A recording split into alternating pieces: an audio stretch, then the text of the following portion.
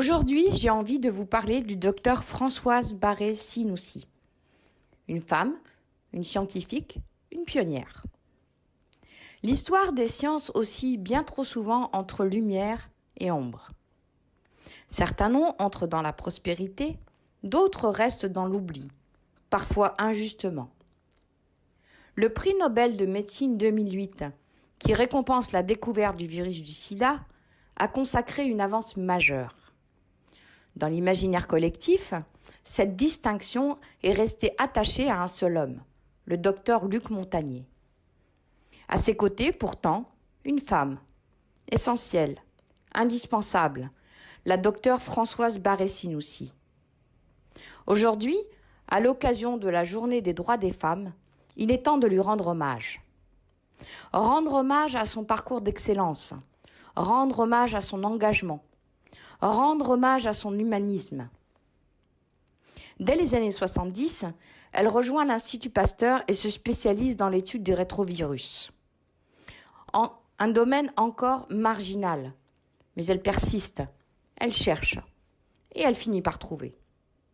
En 1983, elle identifie le VIH, l'agent responsable du sida. C'est une véritable révolution.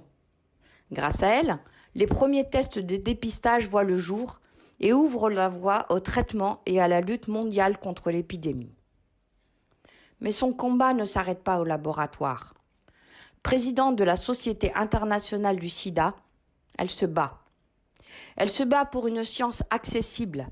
Elle se bat pour un partage des connaissances.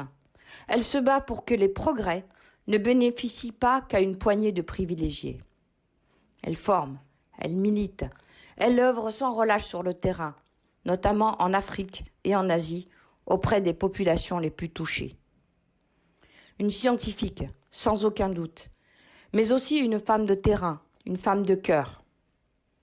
Pourtant, force est de constater que la reconnaissance est tardive, trop tardive.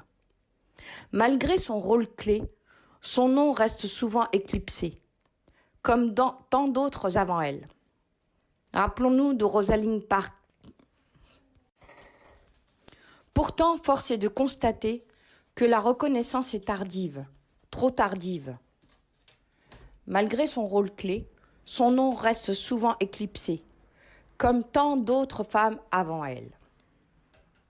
Rappelons-nous de Rosalind Franklin, sans qui on n'aurait jamais découvert la structure de l'ADN, ou encore de Katalin Karikó, pionnière des vaccins ARN messagers, reconnue seulement en 2023.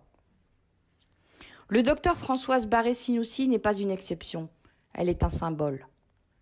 Symbole de toutes ces femmes qui ont fait avancer la science. Symbole de toutes celles qui ne reçoivent pas la juste place qu'elles méritent.